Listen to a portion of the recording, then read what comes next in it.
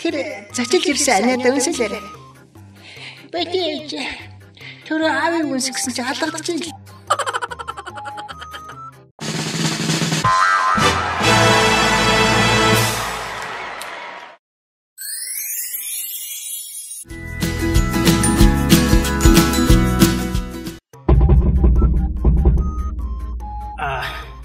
Хүн амын бүртгэлээр явж байна.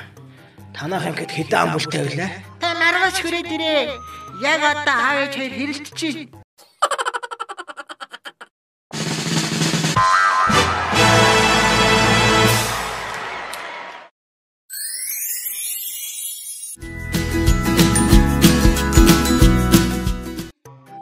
За, та яагаад өрөмжөрч байна?